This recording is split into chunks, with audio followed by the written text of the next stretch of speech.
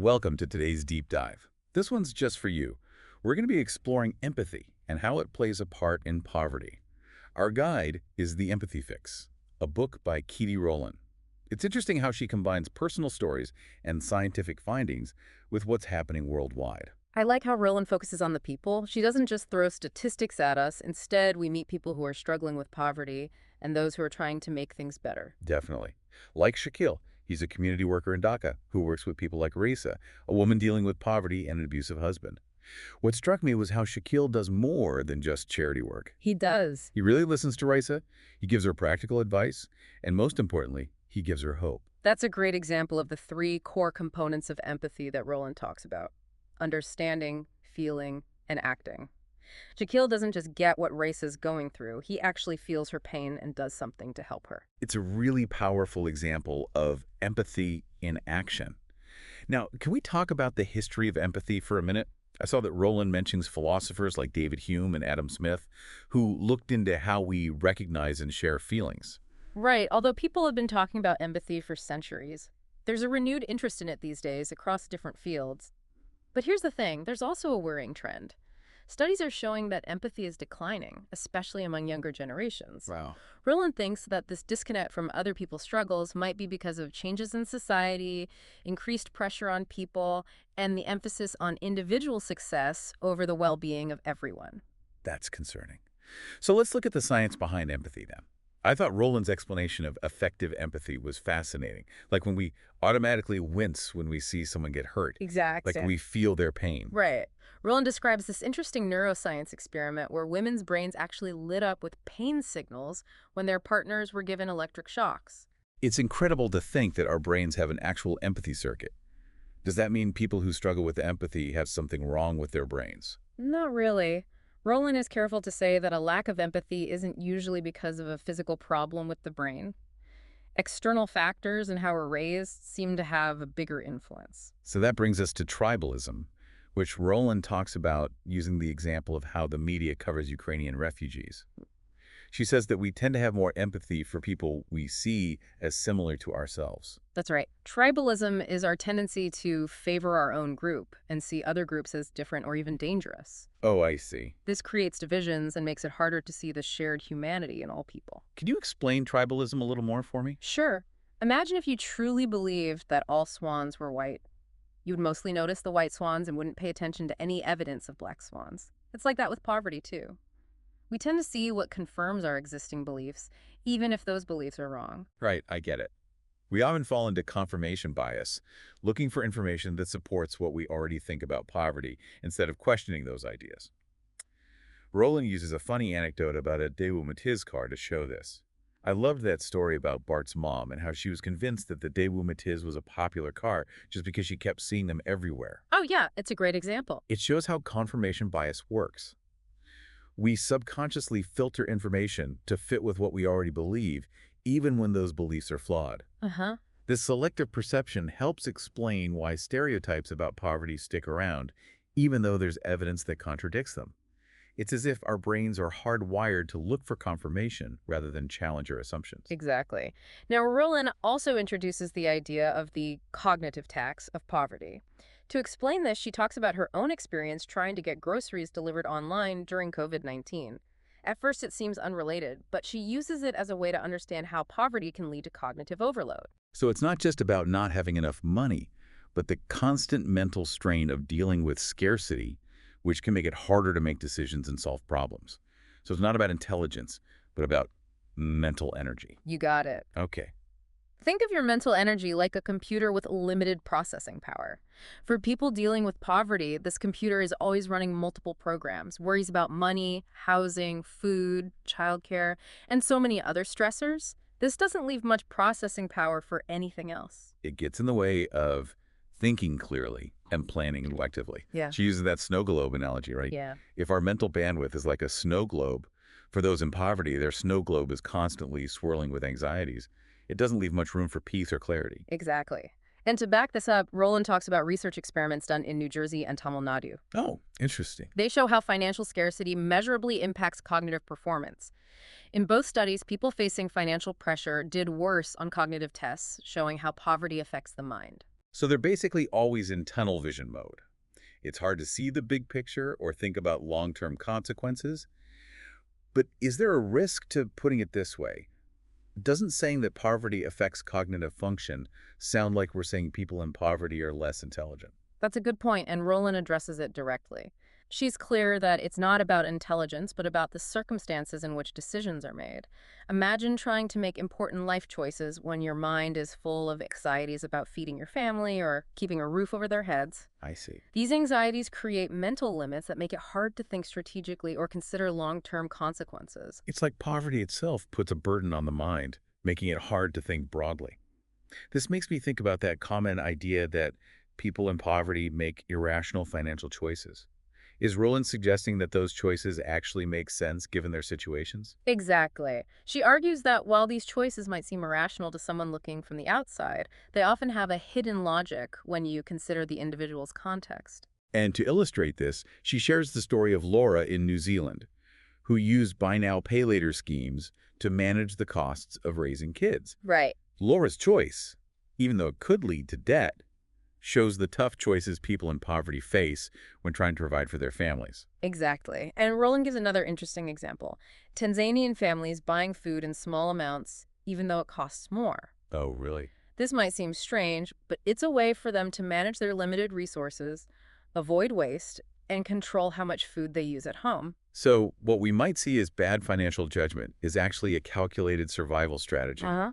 It reminds us that we can't judge financial decisions without understanding the whole picture.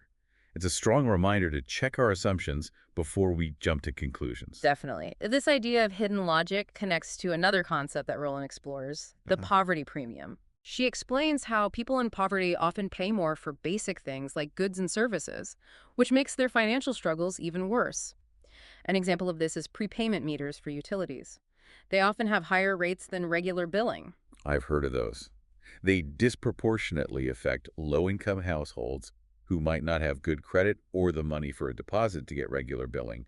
It's a classic example of how the system keeps inequality going, even in something as basic as having access to utilities. Exactly. And Roland shares this sad story of Gemma, a woman who can't afford to heat her home because her prepayment meter costs so much. She has arthritis. It really shows how the poverty premium can trap people in a cycle of hardship. It reminds us that poverty is often about dealing with a system that works against you, even when it comes to basic needs. Exactly. Rowan draws on research from Fair by Design and the University of Bristol. Right. They estimate that almost all low-income households in the UK experience at least one type of poverty premium. And this premium doesn't just hurt individuals, it negatively impacts entire communities, taking money away from local economies and slowing down overall progress. So the poverty premium keeps individuals and communities stuck in financial hardship. What I find particularly interesting is how Roland includes her own experiences in her analysis. She talks about feeling shame. Right, she talks about feeling shame during a focus group discussion about blushing. Wow. This seemingly random story helps us understand the widespread shame associated with poverty. It's an interesting comparison. Most people experience shame at some point, but it seems to be a heavier burden for those facing social and economic disadvantage. Exactly. And she introduces Stephanie, a young mother. Okay. Stephanie faced a lot of judgment and negative stereotypes about people receiving welfare. Her experience shows how shame can lead to self-blame, which makes it harder to break free from poverty. It sounds like all the negativity from society wears people down, creating this awful cycle. You're right. And this is where internalization comes in. Stephanie internalized those negative messages she received, making her feel worthless and hopeless. The shame of poverty, along with the stigma of getting help, created a huge obstacle for her. It's like a psychological trap. Internalizing those messages can make you feel hopeless, making it even harder to see a better future.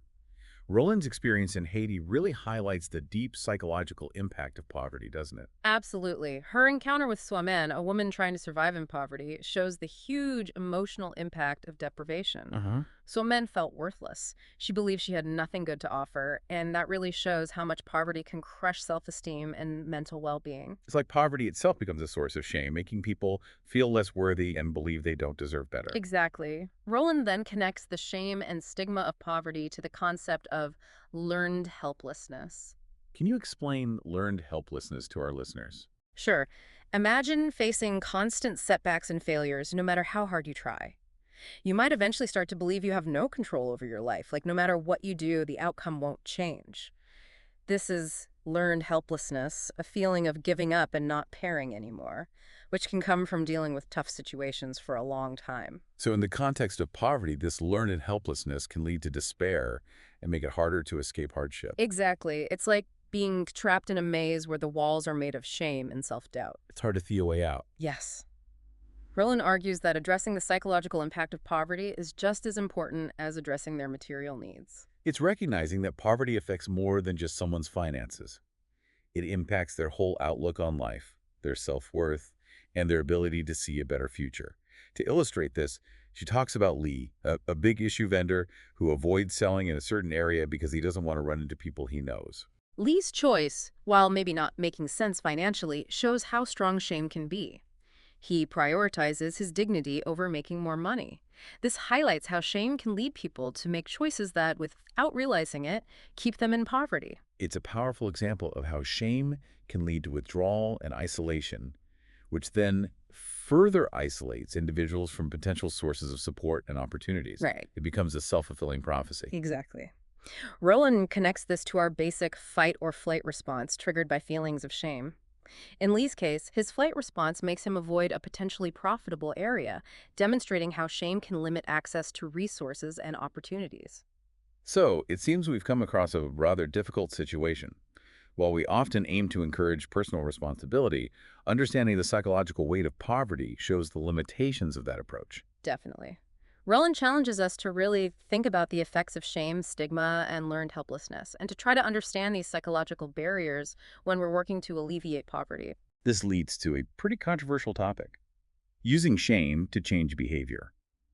I found Roland's critique of these shame-based interventions very interesting. She talks about the community-led total sanitation, or CLTS, program in Zambia as an example. Right. The CLTS program, while it wants to improve sanitation practices, uses public shaming as a tactic. Roland has ethical concerns about this approach. She says it could be harmful, especially for vulnerable communities. She describes the walk of shame, where villagers are shown the harsh realities of open defecation to try to motivate them to change their behavior through humiliation. Isn't there a risk that these tactics could backfire, leading to resentment and pushback instead of real change? Exactly. Roland argues that these approaches based on shame can be counterproductive, potentially making existing inequalities worse and causing psychological harm. Instead of creating lasting change, they can make people feel resentful and ashamed. People may even be less likely to ask for help. She also draws a parallel with school lunch shaming in the U.S., where kids are publicly humiliated for having unpaid meal debts. It seems ridiculous and mean to punish kids for something that's often beyond their control. Absolutely. This practice, which unfortunately happens in many schools, shows the dangers of using shame to control people. It makes kids feel helpless and can have long-term negative effects on their self-esteem and how they interact with others. These examples really show how using shame as a weapon can make existing vulnerabilities worse and make it harder to effectively address poverty. So instead of using tactics based on shame, what does Roland suggest we do? She advocates for interventions that put empathy, respect, and understanding first. She suggests we stop shaming people and instead focus on tackling the root causes of these behaviors, which are often lack of resources, education, or support. It's about recognizing that people are more likely to change their behavior when they feel supported and empowered, not shamed and excluded. Exactly. Roland's message is clear. Shame isn't an effective tool for changing society. We need to create environments that encourage dignity, understanding, and a genuine desire to improve everyone's well-being. It's about shifting our focus away from blame and judgment toward compassion and working together to solve problems. Now, let's talk about the role of aspirations in dealing with poverty. Hmm. Roland introduces Abrahet, a young girl in Ethiopia.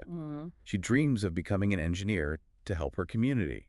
It's a really powerful testament to how the human spirit can still envision a better future, even when facing adversity. Abraham's story shows the power of aspirations to fuel hope and resilience.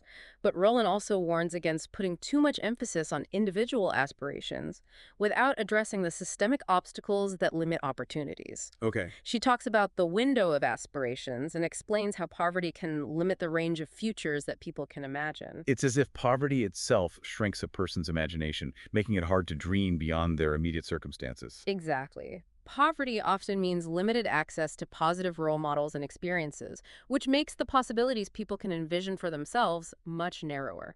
It creates a window of aspirations that's significantly smaller than for people from more privileged backgrounds. It's like trying to build a skyscraper, but having very few materials.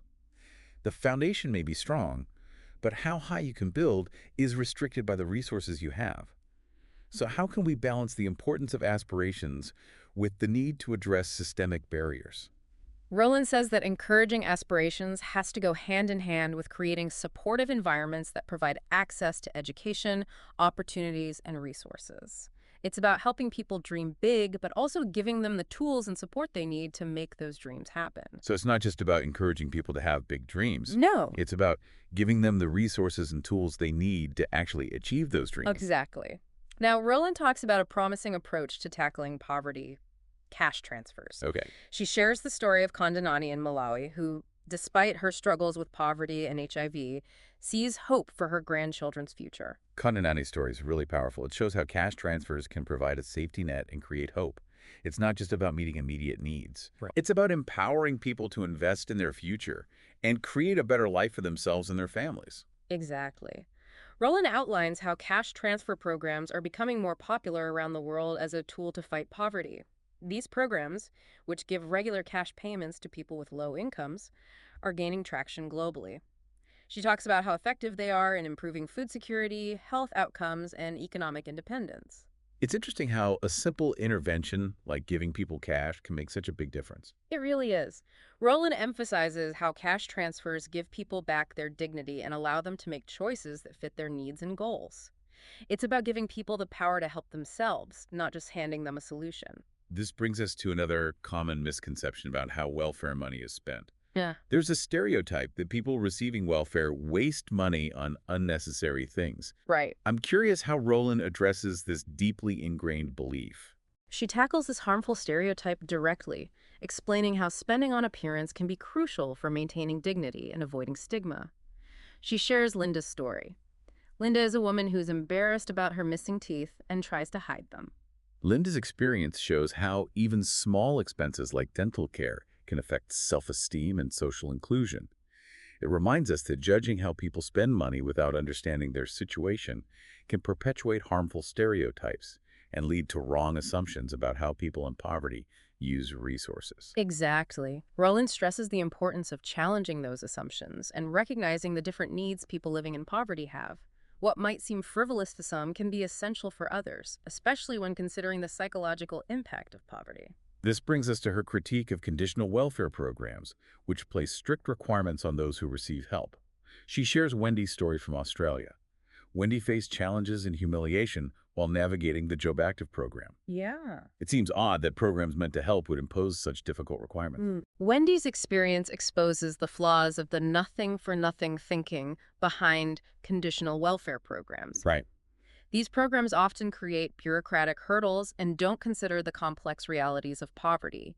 They end up reinforcing power imbalances instead of addressing the problem. So these programs, instead of providing support, actually add stress and barriers for people already struggling to make ends meet.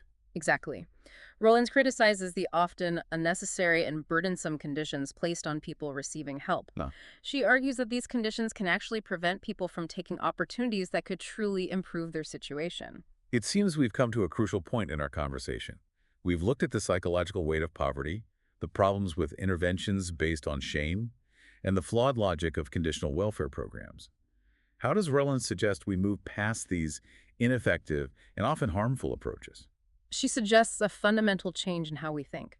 We need to move away from policing behavior and towards understanding the systemic factors that contribute to poverty. So it's about recognizing that poverty isn't just a result of individual failures, but a symptom of larger societal issues.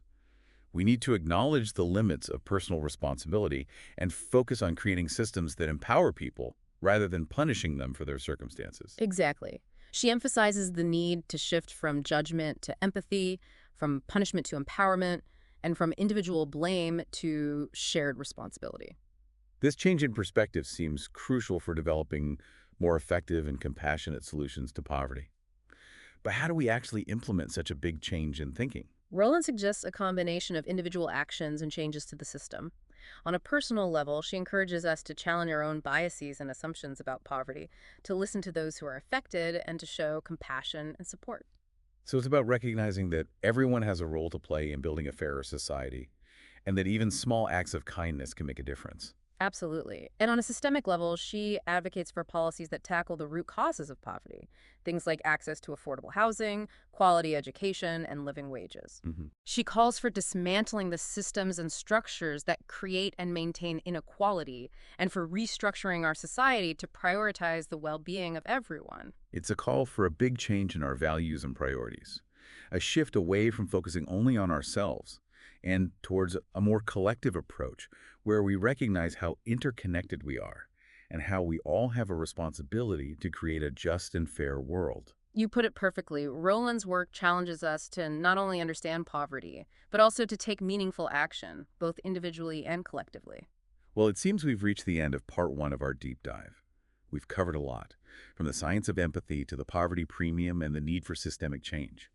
What key insights should our listeners take away from this first part of our exploration? I think the most important takeaway is that poverty isn't a personal failure. Okay, It's a complex issue that's deeply connected to inequality in the system, social conditioning, and psychological obstacles. definitely.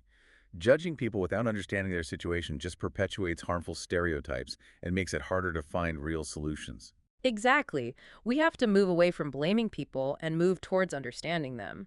From punishment to empowerment, and from placing responsibility on individuals to taking collective action.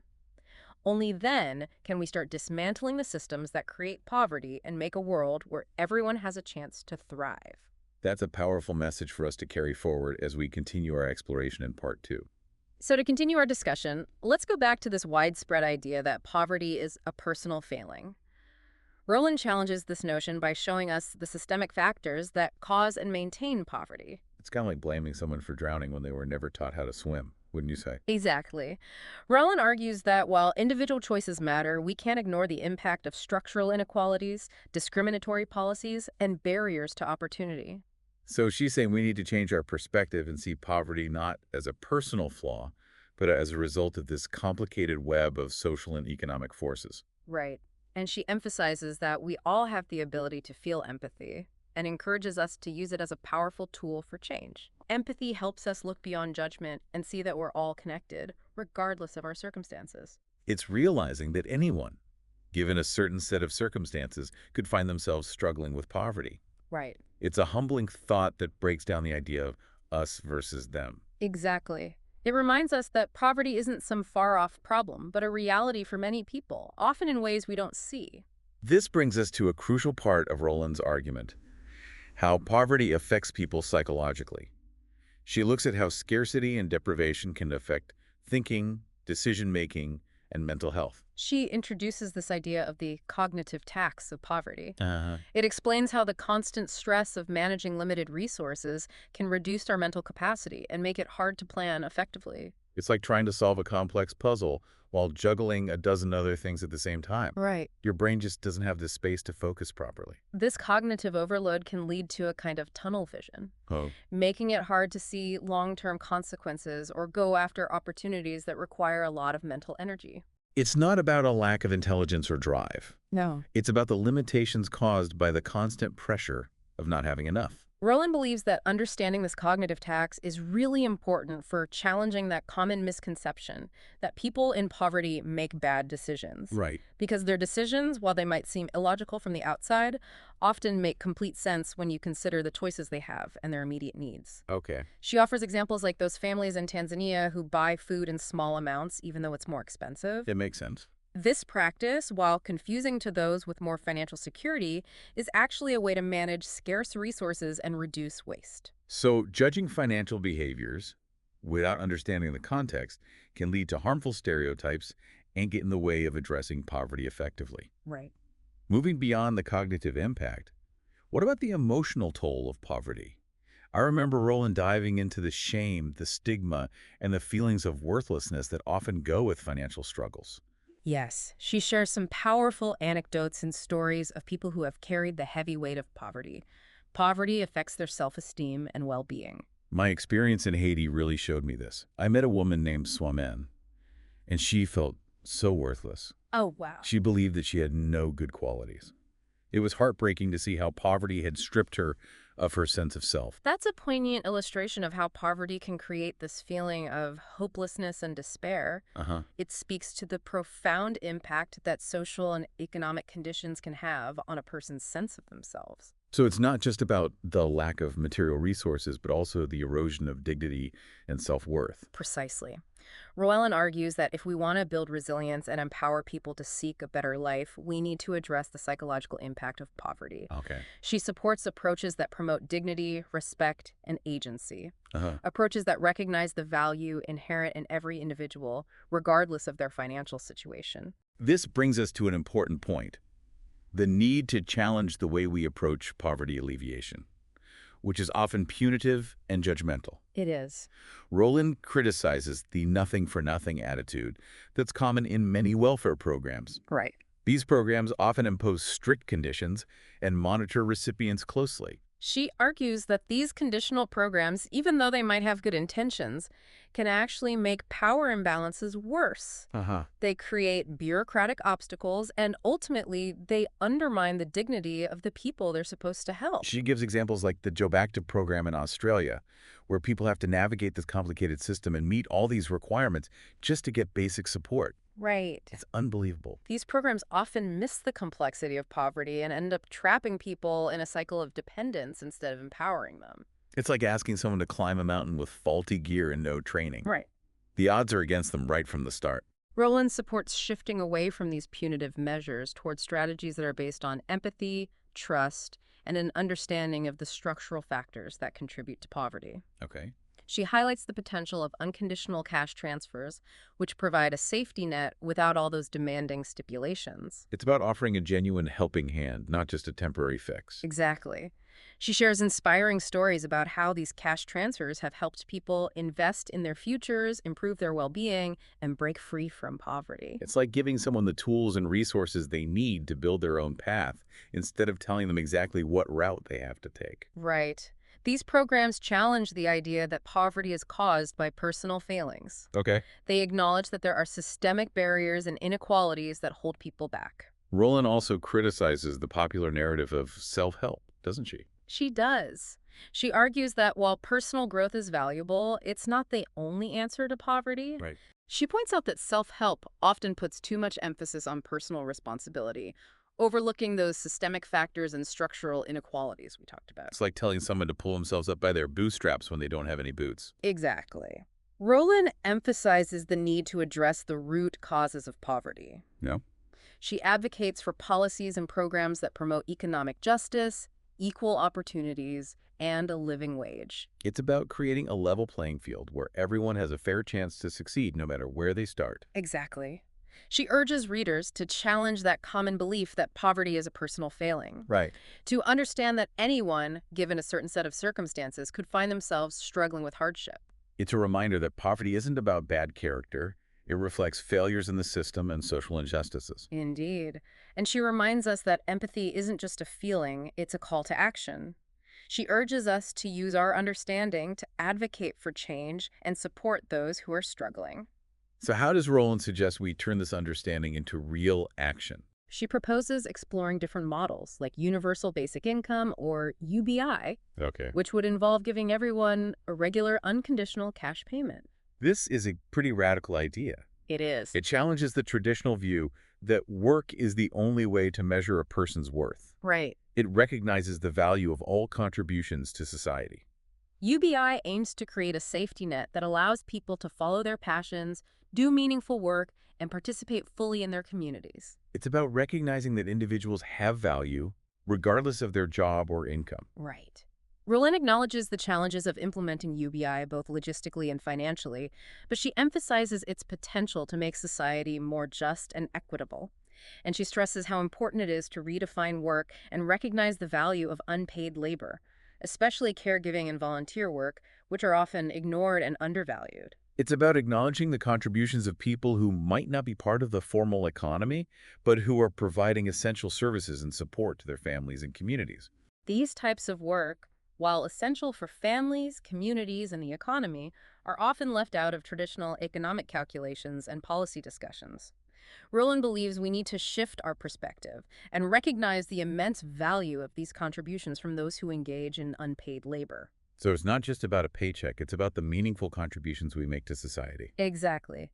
And this leads us to Roland's call to action. Okay. She encourages readers to embrace empathy as a guiding principle in their efforts to address poverty. She challenges us to move beyond passive sympathy and engage in real actions that support those in need. She shares her own experiences with volunteering, highlighting how powerful small actions can be when many people do them. It's a good reminder that we don't have to wait for big gestures or systemic overhauls to make a difference. Right. We can all contribute in our own ways to creating a more just and compassionate world. It's about believing that when we come together, driven by empathy and a shared commitment to justice, we can create a world that's more fair and caring. So, what are some practical things people can do to be part of this collective effort? She suggests things like supporting local charities, volunteering our time and skills, and advocating for policies that promote economic justice. It's about recognizing that each of us can make a difference, no matter how small it might seem. Rolene's work is a powerful reminder that poverty isn't something we have to accept. Uh-huh. It's a problem we can solve if we pay attention, show compassion, and take action. It's about shifting our perspective from judgment to understanding, recognizing those systemic factors that keep poverty going, and challenging that idea that it's a personal failing. Right. It's about seeing the strength and resilience of people living in poverty, supporting their aspirations, and working toward a world where everyone has the opportunity to thrive. And with that, we wrap up part 2 of our exploration of Keetie Roelen's insightful work on empathy and its essential role in addressing poverty. And we're back for the final part of our deep dive into Keetie Roelen's The Empathy Fix. It's been quite a journey, hasn't it, exploring this connection between empathy and poverty. It has. And now it's time to kind of pull it all together. Okay. To really highlight those key insights from Roland's work that can change how we think about poverty and inspire us to take action. So where do we start? What are the main takeaways for our listeners? Well, first, Roland debunks this persistent myth that poverty is a result of individual shortcomings. Okay. She carefully shows us the systemic roots of poverty, explaining how things like structural inequalities, discriminatory policies, and limited access to opportunities all contribute to and perpetuate hardship. It's kind of like running a race, where some runners are given a head start while others are weighed down with heavy loads. Right. Individual effort can only take you so far when the system itself is designed to create unequal outcomes. Exactly. Roland wants us to change our perspective, to view poverty not as a personal failing, but as a consequence of this intricate interplay of social and economic forces. And this shift in perspective leads us to another crucial point, the deep psychological impact of poverty. Yes. Roland so eloquently explains how scarcity and deprivation can affect cognitive function, decision-making, and mental well-being. She introduces this idea of the cognitive tax of poverty, explaining how that constant stress of managing limited resources can actually drain our mental bandwidth, making it harder to plan for the future or take advantage of opportunities that require sustained focus. It's like trying to navigate a dense forest with limited visibility and obstacles everywhere. Right. Your path is obscured by immediate concerns. It's hard to see the broader landscape. This cognitive overload can create a kind of tunnel vision, narrowing the scope of possibilities. It becomes difficult to imagine a future beyond those immediate needs. And this realization is so important because it helps us understand why it's wrong to judge the financial choices of those experiencing poverty without considering their context. It is. Decisions that might seem irrational from an outsider's perspective often make perfect sense when you consider the constraints they face. Exactly. Roland urges us to look deeper beyond those surface judgments. We need to understand the realities of making financial decisions in the midst of scarcity. This brings us to another important insight, the insidious poverty premium. Roland reveals how individuals living in poverty often end up paying more for essential goods and services, for deepening their financial struggle. It's a hidden cost of poverty that creates a vicious cycle, Right. making it so much harder to break free. It's as if the system itself is penalizing people for being poor. It's a financial maze that's hard to escape. It is. Roland also highlights the deep emotional toll of poverty, Huh? exploring the shame, the stigma, and those feelings of diminished self-worth that often accompany financial struggles. Right. These experiences, often invisible to those outside the cycle of poverty, are a big part of what makes it so hard to escape. It's like carrying an invisible weight, Mhm. a burden of shame and judgment Mhm. that can chip away at a person's confidence and spirit. Exactly. And Roland explains so well how internalizing those negative judgments and stereotypes can actually trap individuals in this cycle of self-doubt and despair, Yeah. making it hard to believe in a better future. And this underscores the urgent need to move away from a punitive and judgmental approach to poverty alleviation. Yes, We need an approach that is based on empathy, respect, and a true understanding of what people are going through. absolutely. Roland critiques that nothing for nothing mentality that drives many conditional welfare programs, Uh-huh. highlighting how they can create additional burdens for people and reinforce those power imbalances. She argues for different approaches like unconditional cash transfers, Right. which provide that financial safety net without all the burdensome requirements or the damage to dignity. Exactly. And she also encourages us to think differently about what we consider work, to acknowledge the essential contributions of people doing unpaid labor, like caregiving and volunteering. It's about valuing all forms of labor, not just the ones that bring in a paycheck. Exactly. Caring for our family members, volunteering in our communities, these are all essential contributions to society. And these often overlooked forms of labor are vital for the well-being of families, communities, and even the economy. If we want a more just and equitable society, we have to value and support those who are engaging in this unpaid work. We do. This brings us to Roellen's powerful call to action. Yes. She inspires us to go beyond just feeling bad for people Right. and instead to embrace empathy as a force for change. She encourages us to find ways to use our time, skills, and resources to address poverty in our own communities, Uh-huh. reminding us that even small acts, when multiplied across many individuals, can have a significant impact. Whether it's supporting local organizations, donating to food banks, volunteering our time, or speaking out for policies that promote economic fairness, Right. we all have the power to contribute to a more just world. Roland's work is such a powerful reminder that poverty isn't some insurmountable problem. It isn't. It's a solvable problem that requires our attention, our compassion, and our action. By embracing empathy as our guiding principle, we can start breaking down those systemic barriers that perpetuate poverty Right. and create a world where everyone can thrive. And to help you remember the key takeaways from our exploration of the empathy fix, here's a 10-point summary for you to consider. First, poverty is not a personal failing, but a consequence of systemic inequalities and those societal structures we talked about. Secondly, empathy is crucial for understanding and effectively addressing poverty.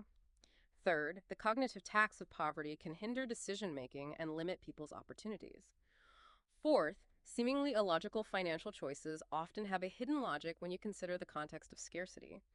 Fifth, the poverty premium forces individuals in poverty to pay more for essential goods and services. Sixth, shame and stigma can create that vicious cycle that traps people in poverty. Seventh, conditional welfare programs can actually be counterproductive, reinforcing power imbalances and undermining human dignity. Eighth, unconditional cash transfers provide a promising alternative, offering a safety net without imposing all those burdens and requirements.